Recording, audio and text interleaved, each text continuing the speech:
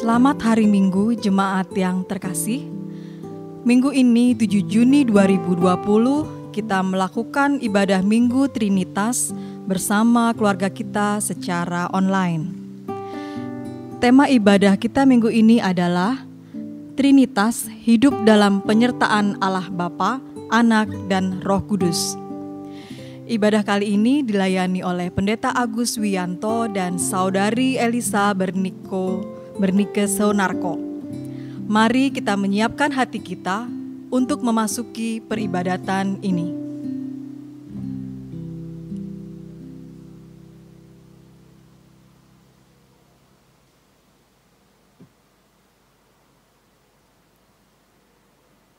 Haleluya! Pujilah Allah dalam tempat kudusnya. Pujilah Dia dalam cakrawalanya yang kuat.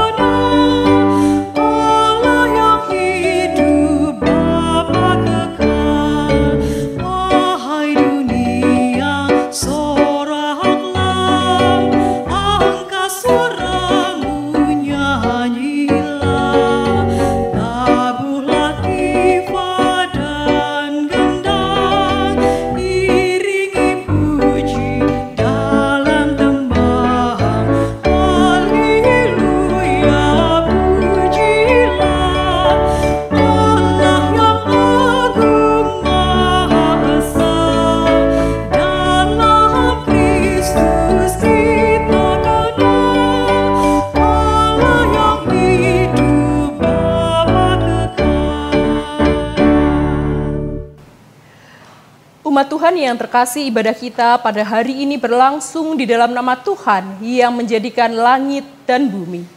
Damai dan kasih Tuhan beserta saudara dan keluarga.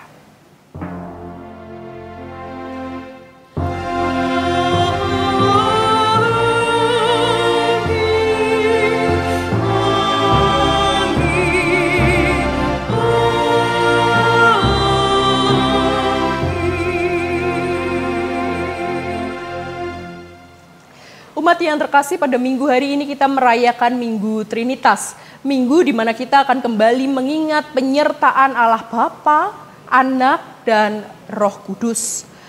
Dan dalam minggu ini kita kembali diingatkan bahwa Allah Trinitas senantiasa hadir di dalam kehidupan kita, senantiasa memimpin menyertai kehidupan kita. Karena itu layaklah kita senantiasa memuji mengagungkan namanya. Muliakanlah Allah Bapa.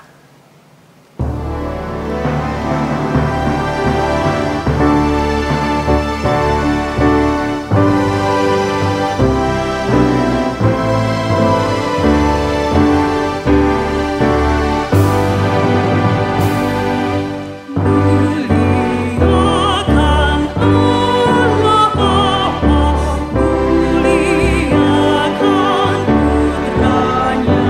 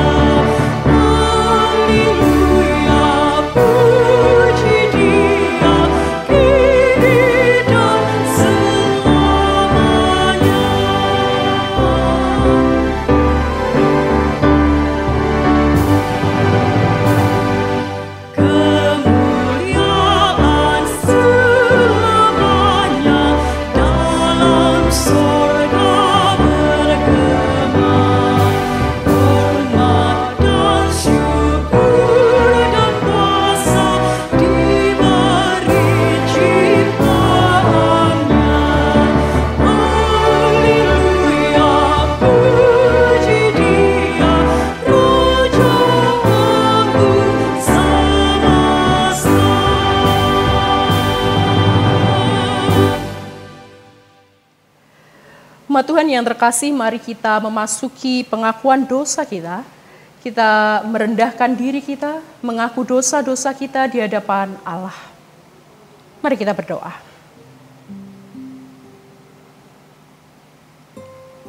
Tuhan, kami mengakui kelemahan diri kami. Sebagai manusia seringkali kami mendukakan hati Tuhan. Ketika kami seharusnya memuji memuliakan nama Tuhan di dalam kehidupan kami, baik dalam apa yang kami kerjakan maupun apa yang kami katakan, kami justru seringkali melakukan sebaliknya. Perkataan kami tidak mencerminkan perkataan pengikut Kristus. Bahkan laku hidup kami seringkali bertolak belakang dengan ajaran cinta kasih. Karenanya ampunilah setiap kami, Bapa, atas segala dosa dan kesalahan yang kami perbuat di dalam kehidupan kami. Kami mengaku kelemahan kami, dan kini kami memohon, biarlah kiranya Tuhan menolong setiap kami, sehingga dengan pertolongan Roh Kudus, kami boleh berubah, membaharui diri kami, menjadi semakin serupa dengan Kristus, menyukakan hati Tuhan. Kami serahkan hidup kami dari kini dan sampai selamanya ke dalam tangan kasih Kristus. Amin.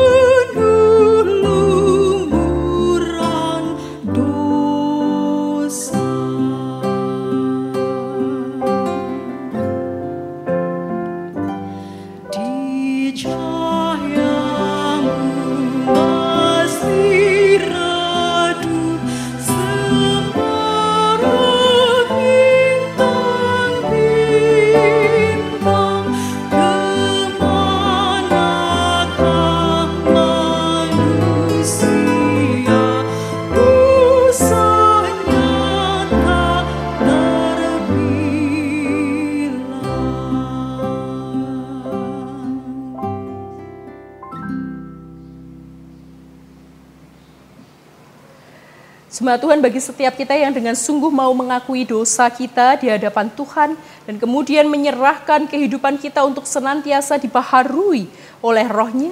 Sambutlah berita anugerah yang hari ini diambil dari 1 Korintus 1 ayatnya yang ke-30. 1 Korintus 1 ayat 30.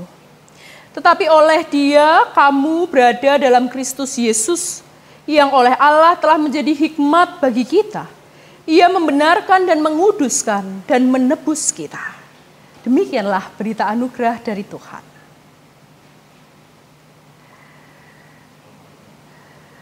Umat Tuhan yang terkasih, firman ini seharusnya menguatkan kita bahwa kita ini telah ditebus oleh Kristus melalui kematian dan kebangkitannya.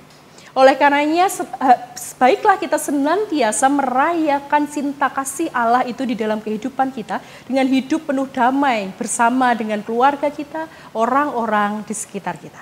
Biarlah damai sejahtera dari Allah senantiasa melimpah di dalam hati dan kehidupan kita.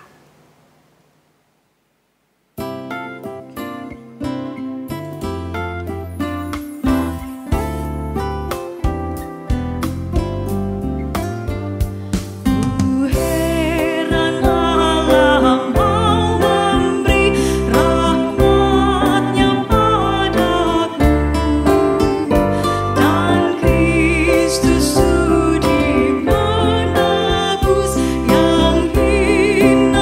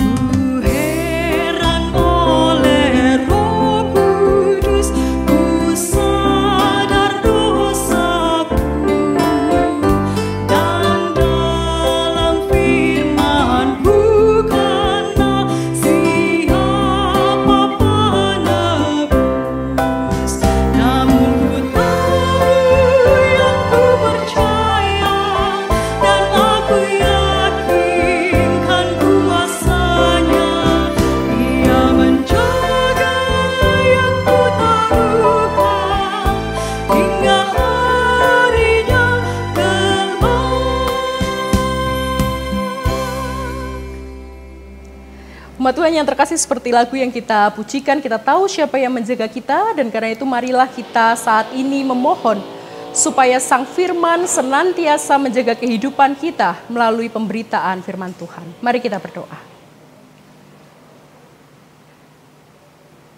Ya Tuhan Allah yang senantiasa menyertai kehidupan kami selalu bersyukur untuk setiap penyertaan Tuhan itu. Bahkan untuk setiap kesempatan yang Tuhan berikan bagi kami, untuk kami boleh senantiasa disegarkan, dibaharui oleh firman Tuhan. Dan karenanya pada hari ini kami pun rindu firman itu menyapa kehidupan kami, menjadi kekuatan bagi kami, mengubahkan hidup kami, dan boleh sungguh kami lakukan di dalam hidup keseharian kami. Karenanya ya Bapa, tolonglah setiap kami dengan Roh Kudus-Mu untuk kami boleh memahami firman Tuhan dan melakukannya di dalam kehidupan kami. Juga untuk hamba-Mu yang akan menyampaikan firman Tuhan, biarlah juga beroleh hikmat dari Tuhan, sehingga boleh berkata-kata sesuai dengan apa yang Tuhan ingin katakan.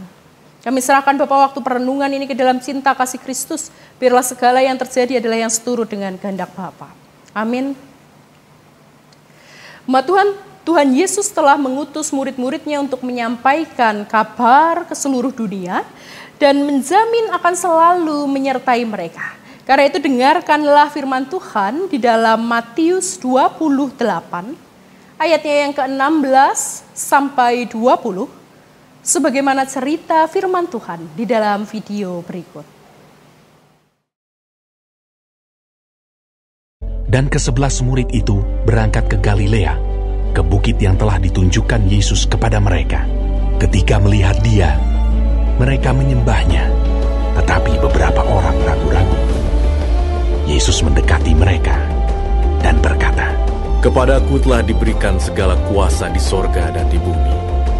Karena itu pergilah, jadikanlah semua bangsa muridku, dan baptislah mereka dalam nama Bapa dan Anak dan Roh Kudus.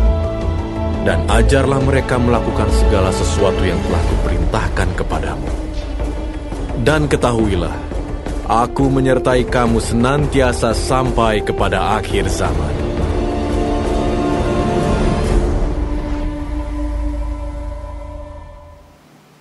Demikianlah Injil Yesus Kristus. Berbahagialah setiap kita yang membaca, mendengar, merenungkan, dan melakukannya di dalam hidup keseharian kita. Haleluya.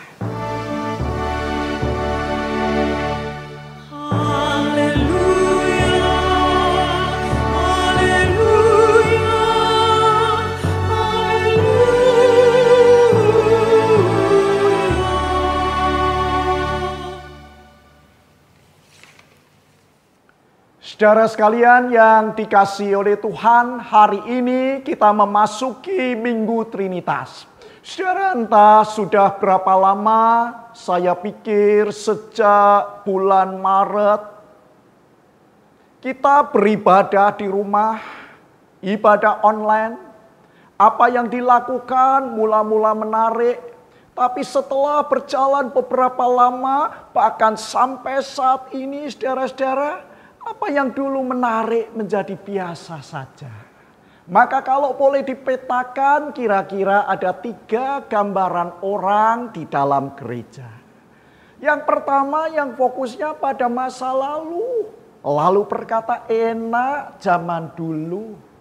Enak dulu toh sebelum COVID ini. Memang sebelum ada perintah dan anjuran untuk PSBB, aman di rumah, mengerjakan dari rumah. Lalu yang dilihat masa dulu enak kumpul-kumpul, bersekutu, nyanyi bareng, duduk bareng di gedung gereja yang nyaman.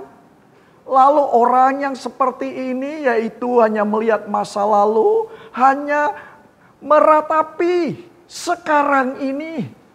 Kejadian sekarang ini tidak seperti yang dulu, yang lalu. Saudara-saudara, orang yang seperti ini kemudian mulai melihat, nah kalau begitu ke depan seperti apa? Nah, tipe yang kedua adalah orang yang bisa melihat masa kini beda. Tetapi jalan di depannya rasanya tertutup. Gimana? Bisnis sepi. Uang tabungan mulai ikut. ikut ludes, apa-apa sulit, ancaman PHK, dengan segudang masalah lagi. Masa kini terpuruk, jalan di depan belum jelas, yang tidak terlihat oleh mata biasa. Model yang kedua ini bisa jatuh dalam dua hal. Pertama, orang bisa jatuh dalam sikap fatalistis. Lalu orang punya gangguan mental, tidak bisa tidur, stres. Bahkan ada yang mau bunuh diri, tidak tahu harus berbuat apa.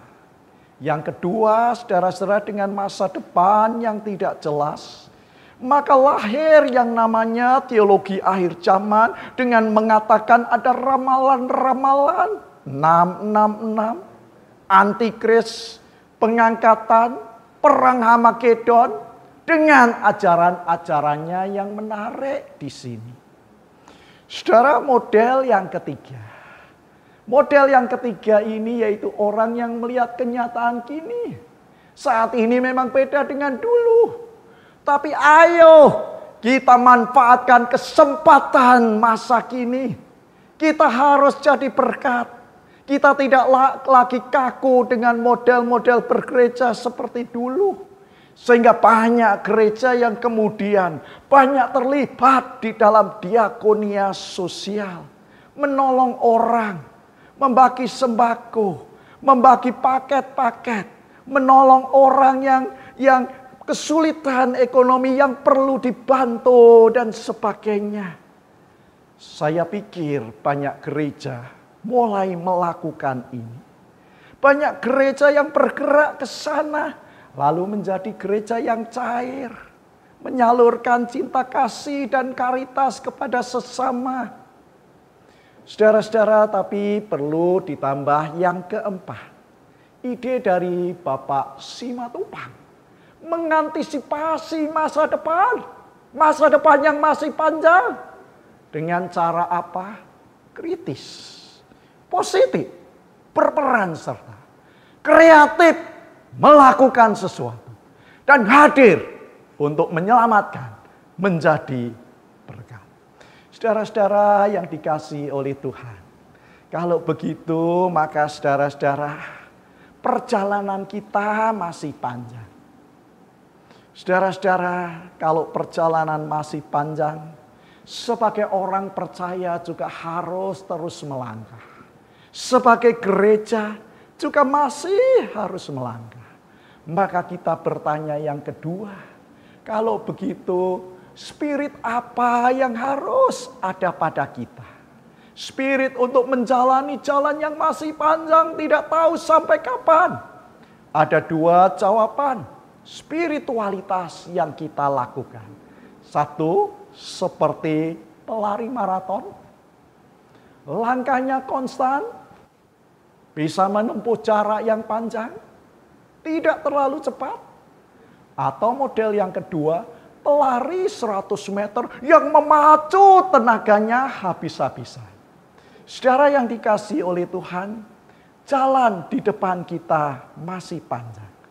Panjang untuk menyusun strategi. Strategi yang dilakukan orang percaya kita harus tetap hidup.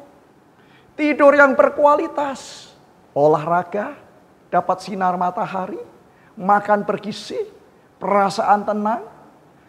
Lalu disitulah perlu ketahanan mental yang seperti ini. Dengan keyakinan Tuhan mengawal kita. Perlu ketabahan, spiritualitas maraton. Untuk terus bergerak di tengah kesulitan ini. Allah sebagai Trinitas, sebagai penguasa sejarah, tidak tinggal diam.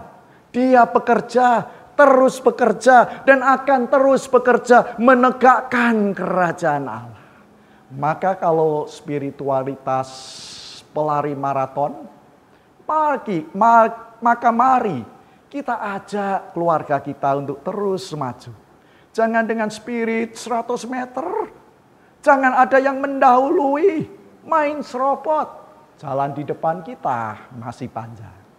Lalu yang kedua, apa yang dilakukan dengan gereja-gereja?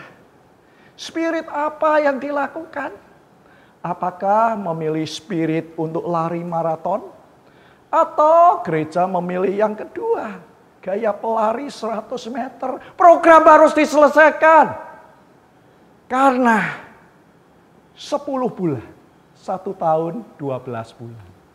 Ditambah kesibukan ini dan itu paling-paling tinggal 10 bulan. Inginnya lari cepat, mengenjot tenaga sebelum tutup tahun anggaran. Nah, saudara-saudara, spirit apa yang dipakai?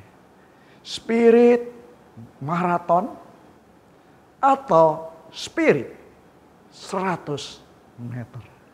Visi banyak yang hanya jadi tempelan. Program dadakan muncul. Ini bukan gaya pelari maraton. Ngebut semua. Program kadang-kadang bertabrakan. Yang satu dengan yang lain.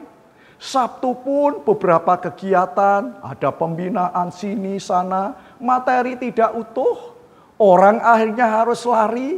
Lari dari satu ruangan setelah absen.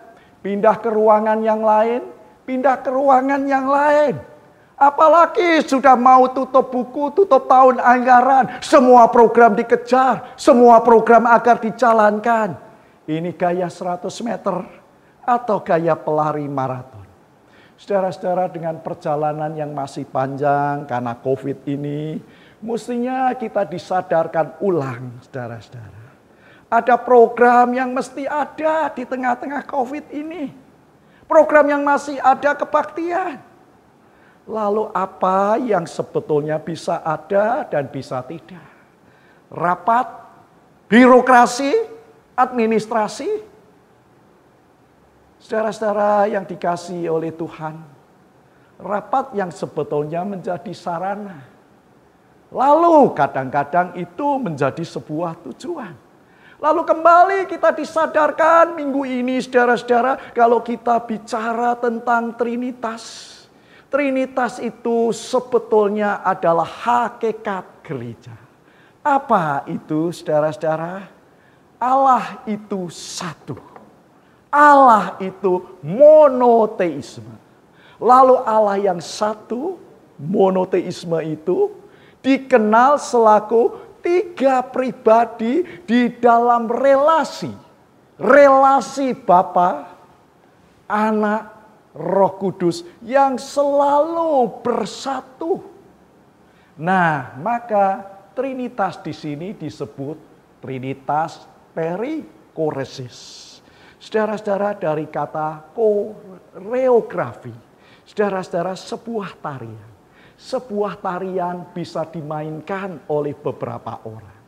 Tapi orang-orang itu, saudara-saudara, tetap di dalam sebuah kesatuan.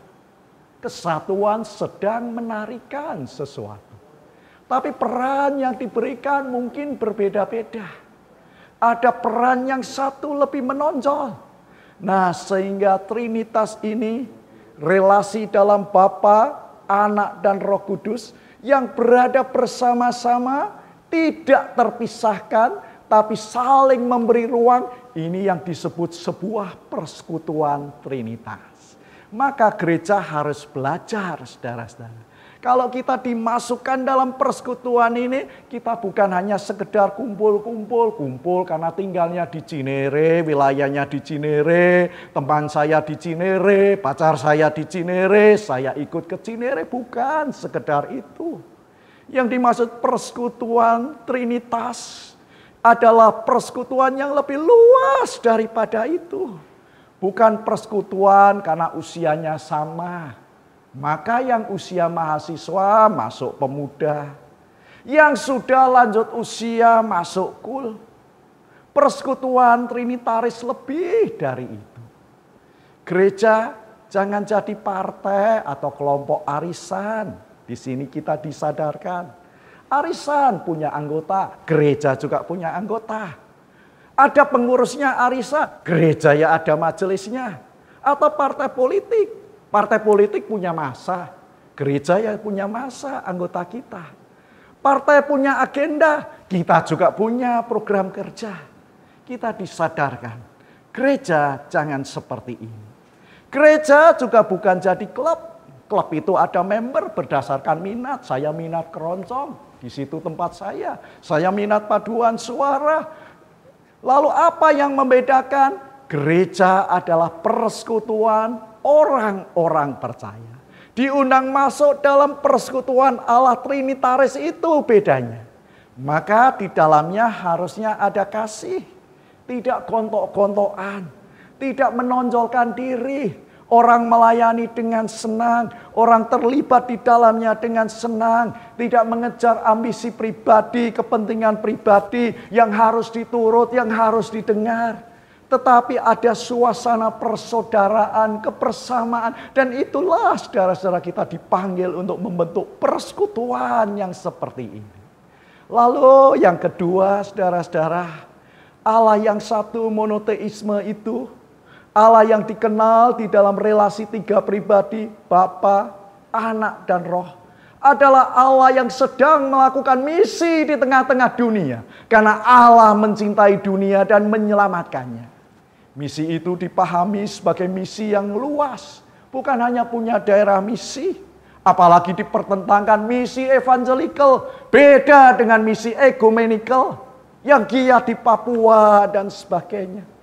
Misi Allah yaitu misi Allah yang mencintai dunia. Maka ia mengasihi orang tanpa membedakan. Misi yang menegakkan keadilan tanpa kekerasan. Perdamaian tanpa kekerasan. Misi yang menjadi sahabat bagi semua orang. Termasuk misi yang merawat bumi. Seperti Allah sebagai pemilik taman yang selalu merawatnya dengan hati-hati. Maka saudara yang dikasihi oleh Tuhan, kita boleh belajar tentang Allah yang Trinitaris. Saudara-saudara, di sini digambarkan Allah yang Trinitaris dimulai dengan Allah Bapa. Apa natur yang menonjol dari Allah? Adalah kasih-Nya. Maha kasih. Dengan kasih yang autentik terarah keluar. Bapa yang maha kasih ini sekaligus mengekspresikan cinta itu secara konkret. Maka ekspresi cinta Allah itu diberi wujud bentuk. Bisa dilihat, bisa dirasakan. Maka ketika kita ngomong tentang Minggu Trinitas, Allah bekerja dengan dua tangannya merangkul dunia. Tangan yang pertama yaitu Sang Anak, Kristus sebagai Sang Anak. Dan yang kedua dengan Roh Kudusnya. Maka Allah Bapa punya misi agar orang merasakan cinta kasih. Yang kedua, saudara-saudara, kita belajar dari Sang Anak. Sang Anak yaitu ekspresi kasih Allah yang inkarnasional. Artinya Yesus Kristus yang menjadi ragawi, yang bisa dilihat, bisa dikenal. Siapa Sang Anak itu? Digambarkan dia ada bersama-sama dengan Allah sejak penciptaan. Wujudnya sudah ada? Belum. Lalu firman itu yang menjadi manusia, firman yang menjadi daging, itulah inkarnasi Allah. Nah, lalu dengan tubuh ragawi, Kristus dari Nazaret. Orang bisa melihat, meraba, memegang Kristus sampai Kristus mati di kayu salib. Lalu Allah yang membangkitkannya. Orang berjumpa secara fisik dengan Yesus merasa disentuh oleh kasih Allah. Orang buta melihat. Tapi di balik itu dia melihat cinta Allah. Orang Samaria dipulihkan serasa mendapatkan pemulihan Allah dan menyambut kasih Allah. Lalu bagi kita saudara-saudara, apa artinya? Kita dipanggil untuk bersekutu dengan Kristus dan di dalam Kristus. Nah, yang kedua, Roh Kudus memberi kekuatan spiritual yang memberikan kemampuan pada kita untuk mengatakan kebenaran sekaligus melakukan kebenaran. Roh Kudus hadir sebagaimana Kristus hadir dulu. Maka orang yang sudah dijumpai dengan Kristus juga akan memperjumpakan orang lain dengan Kristus. Itu berarti Roh Kudus mampu menjadi saksi yang menghadirkan Kristus. Roh Kudus, dengan Roh Kudus kita bersekutu secara rohani. Lalu saudara-saudara, mari kita hayati bacaan kita. ada dua bacaan kita yang bisa kita bedah dengan lebih praktis. Penciptaan adalah karya bersama. Karya bersama Allah secara trinitaris. Jadi digambarkan Kejadian 1, Allah itu arsitek yang merancang kehidupan semesta. Lalu setelah ciptaannya jadi, diciptakan manusia pada berikutnya. Nah, bagian pertama, saudara-saudara, kalau kita lihat, saudara-saudara, Allah menciptakan bumi sebagai rumah bersama. Disitulah ada Allah. Yang kedua dikatakan di sini di dalam ayat yang kedua ada roh Allah. Allah, rohnya. Lalu yang ketiga ayat 3 ada firman Allah, yaitu Sang Anak. Saudara-saudara, karya penciptaan adalah karya bersama. Prasarana kehidupan dibangun, alas kehidupan dibangun, lalu kehidupan di atasnya bisa tertata. Lalu saudara-saudara, hasilnya memang ada siang malam, daratan lautan, cakrawala, binatang. Dan Allah mencatat, menciptakannya itu semuanya dengan baik adanya. Lalu puncaknya baru bacaan kita, saudara-saudara. Bacaan kita dimulai dengan ayat 25. Ayat 26. Baiklah kita menjadikan manusia menurut gambarnya. Saudara-saudara, kata-kata di sini baiklah kita. Siapa yang disebut kita? Mengapa Allah berkata baiklah kita, saudara-saudara? Karya penciptaan adalah karya bersama antara Allah, firman-Nya, dan juga dengan rohnya. Juga di sini yang digambarkan dengan penciptaan manusia. Kita jadikan manusia menurut gambar dan rupa kita. Nah, di sini ada gambar utama, citra utama. Siapa citra utama? Kalau kita baca Kolose 1 ayat 15, gambar utama adalah Sang Anak. Kolose 1 ayat 15, ia adalah Kristus. Adalah gambar Allah yang tidak kelihatan, tapi yang menjadi sulung dan utama dari seluruh ciptaan. Jadi siapa gambar Allah itu? Kristus. Gambar Allah ini hidup dalam persekutuan pria dan wanita, saling menghidupi. Itu bacaan kita. Lalu yang kedua ada tugas suci. Selain persekutuan yang saling menghidupi pria dan wanita, ada tugas suci yang dimandatkan kepadanya, yaitu ayat yang ke-28. Supaya mereka berkuasa hidup di dalam bersama dengan tatanan kehidupan yang lain. Nah, lalu ketika manusia mencerminkan persekutuan ilahi itu dalam kehidupan komunal bersamanya dan sosial di dunia, disitulah sebetulnya manusia dipanggil hidup dalam persekutuan bersama Allah yang trinitaris. Lalu saudara-saudara, bacaan yang kedua dari Injil Matius. Penutup Injil Matius ini menarik. Ini yang diteruskan dalam mandat pengutusan itu. Ketika murid yang ditunjuk Yesus ke Galilea. Nah, ayat yang 18, Matius 28, ayat yang ke-18, di situ dikatakan penegasan. Penegasan dalam Kristus Sang Anak telah diberikan kuasa. Kuasa di mana? Kuasa di atas bumi maupun di surga. Sama seperti kuasa Allah dalam perjanjian lama. Ketika Allah menciptakan dunia, kuasa yang sama diberikan kepada Sang Anak, yaitu Kristus. Bahwa Kristus memberikan kuasa, maka murid yang ragu-ragu diteguhkan kembali. Lalu percayakah kita akan hal ini? Yang kedua, saudara-saudara, dari bacaan kita, setelah penegasan Kristus Sang Anak diberi kuasa, ada pemberian amanat. Amanatnya ayat 19 dan 20. Pergilah, teruskanlah Galilea titik berangkatmu. Di sini disuruh pergi menjadikan semua bangsa muridku. Tugas apa? Tugas misiologis. Sama dengan misi Allah ketika mencintai dunia.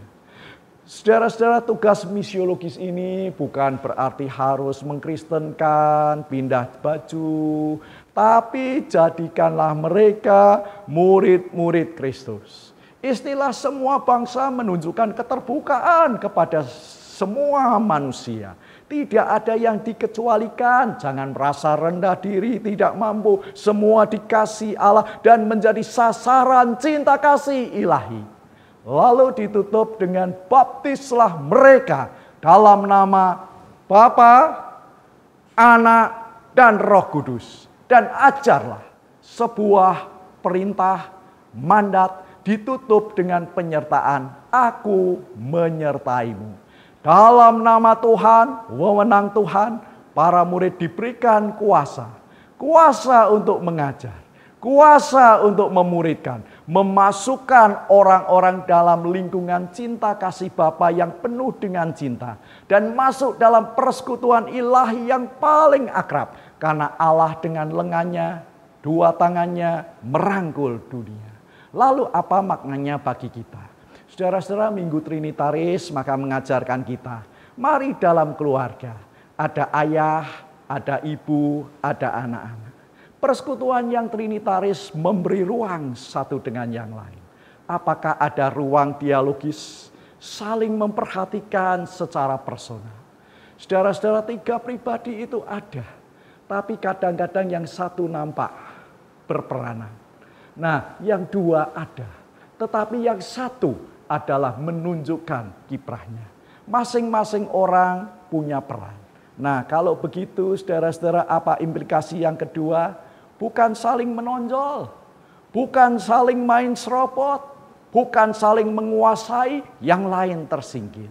Saudara-saudara, maka ada misi merangkul, maka saudara-saudara, misi Allah kepada dunia merangkul tanpa membedakan, merangkul dengan cinta kasih.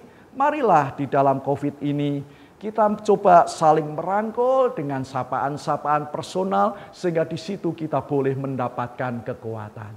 Kiranya persekutuan dalam Allah Trinitaris terus menguatkan kita dan ada sebuah misi yang boleh kita lakukan dalam hidup sehari-hari. Tuhan memberkati kita. Amin.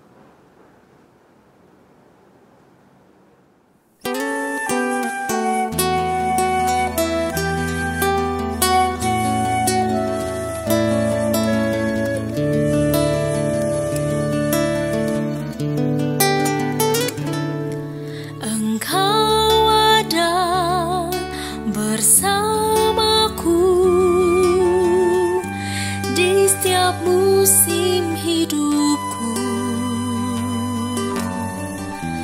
tak pernah kau biarkan ku sendiri.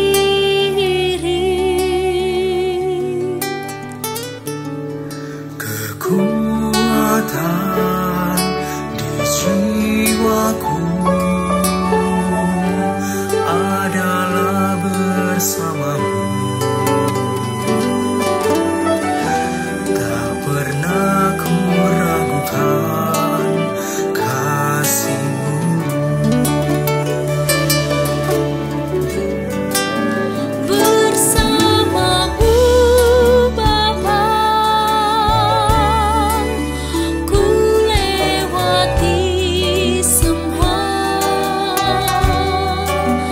Perkenanan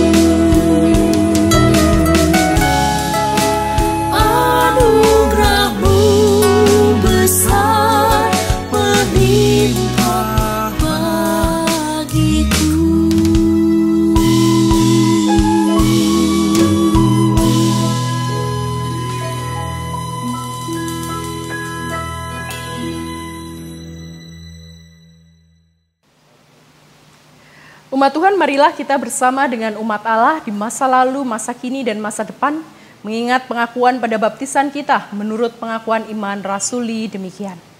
Aku percaya kepada Allah, Bapa yang Maha Kuasa, Khalik langit dan bumi, dan kepada Yesus Kristus anaknya yang tunggal Tuhan kita, yang dikandung dari Roh Kudus, lahir dari anak darah Maria, yang menderita sengsara di bawah pemerintahan Pontius Pilatus, disalibkan, mati dan dikuburkan, turun ke dalam kerajaan maut, pada hari yang ketiga bangkit pula dari antara orang mati, naik ke surga, duduk di sebelah kanan Allah, Bapa yang Maha Kuasa, dan dari sana ia akan datang untuk menghakimi orang yang hidup dan yang mati.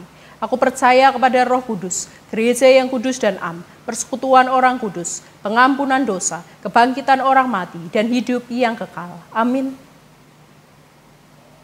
Ini marilah kita bersama menaikkan doa syafaat kita. Mari kita berdoa.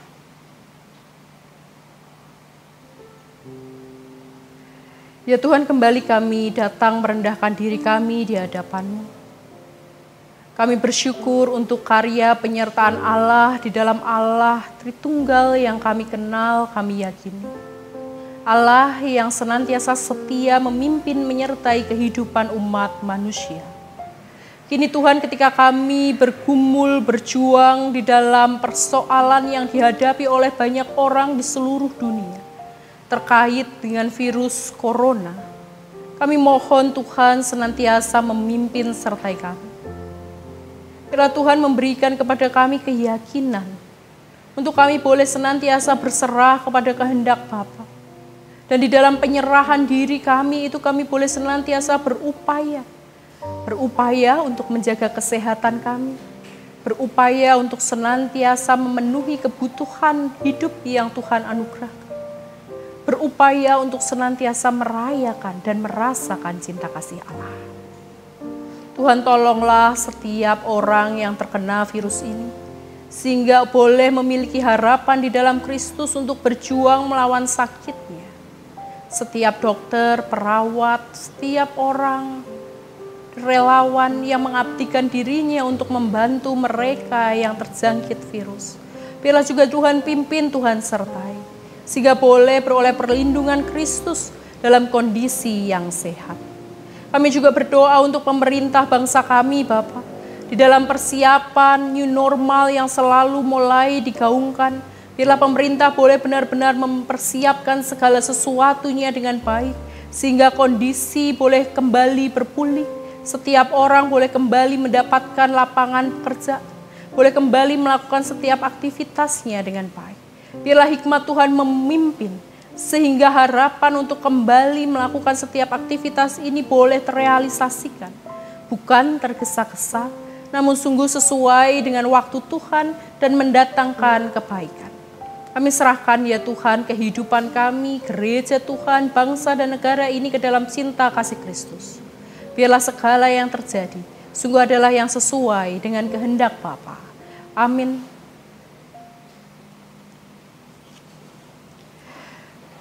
Umat Tuhan, kini kepada setiap kita diberikan kesempatan untuk memberikan persembahan syukur kita dengan mengingat firman Tuhan yang pada hari ini diambil dalam Mazmur 8 ayatnya yang kedua. Mazmur 8 ayatnya yang kedua demikian. Ya Tuhan, Tuhan kami, betapa mulianya namamu. Di seluruh bumi keagunganmu yang mengatasi langit dinyatakan. Bagi jemaat yang rindu untuk memberikan persembahan syukurnya dapat mengirimkannya dengan cara transfer pada rekening GKI Cinere di Bank Mandiri dengan nomor rekening 101 00 801 45582.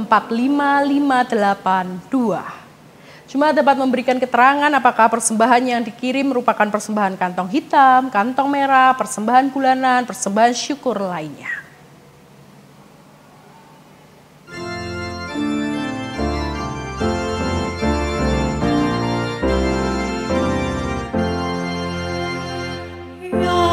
Tuhan kami puji, namamu besar.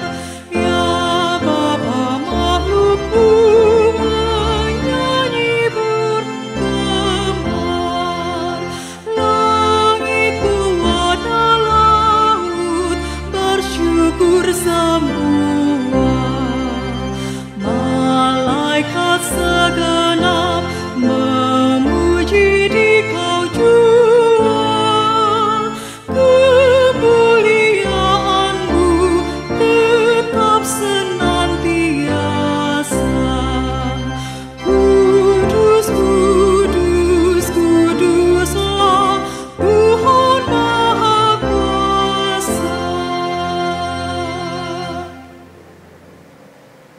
Umat Tuhan yang terkasih, mari bersama kita membawa ucapan syukur kita ke dalam doa. Mari kita berdoa. Tuhan, kami sungguh bersyukur untuk setiap cinta kasih Allah di dalam kehidupan kami. Kami bersyukur untuk kesempatan yang Tuhan beri sehingga kami boleh mempersembahkan syukur kami bagi kemuliaan nama Tuhan. Biarlah Tuhan boleh berkati persembahan syukur ini sehingga melalui apa yang kami berikan nama Tuhan boleh semakin dipermuliakan. Namun juga biarlah kami mempersembahkan diri kami ya Tuhan, sebagai persembahan yang hidup untuk senantiasa mewartakan cinta kasih Allah kepada dunia. Di dalam nama Tuhan Yesus, kami bawa ungkapan syukur kami. Amin. Umat Tuhan yang kekasih, marilah kita senantiasa hidup dalam keyakinan penuh bahwa kasih Tuhan telah diberikan kepada kita. Dan ingatlah bahwa kita juga dipanggil untuk terus berkarya mewartakan kasih-Nya.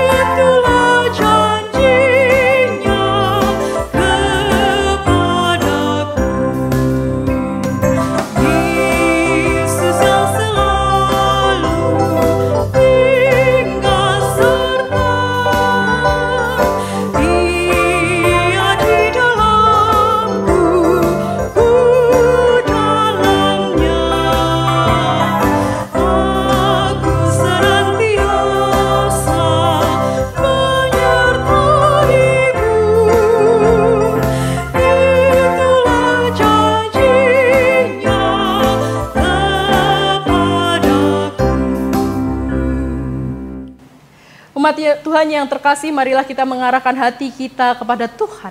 Dan nyatakanlah terus kerajaan Allah bagi sesama melalui kehidupan kita. Terimalah berkat dari Tuhan. Tuhan memberkati kita dan melindungi kita. Tuhan menyinari kita dengan wajah-Nya dan memberi kita kasih karunia. Tuhan menghadapkan wajah-Nya kepada kita dan memberi kita damai sejahtera. Amin. Amin.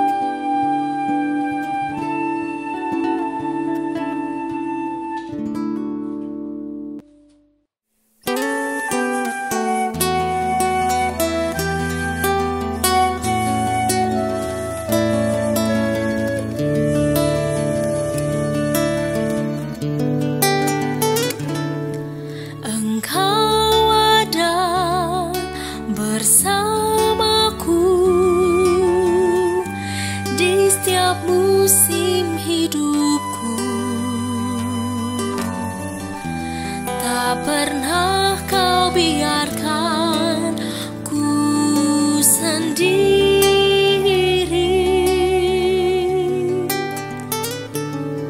Kekuatan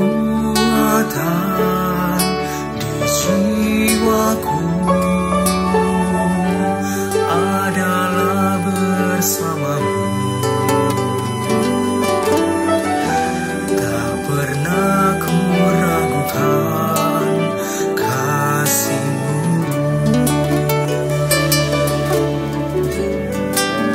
Bersamamu Bapa, ku lewati semua perkenananmu yang teguhkan hatiku. Engkau yang bertindak, memberi pertolongan, anugerah-Mu besar melimpah bagiku.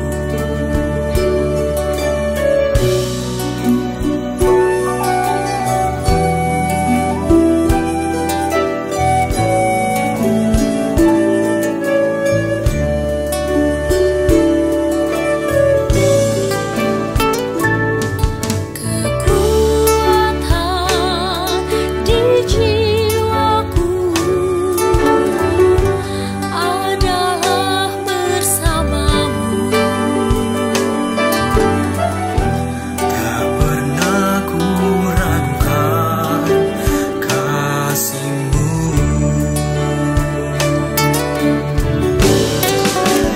Bersamamu Bapa, ku lewati semua perkenananmu yang teguhkan hatiku. Engkau yang bertindak, memberi pertolongan, anugerah-Mu besar melimpah bagiku.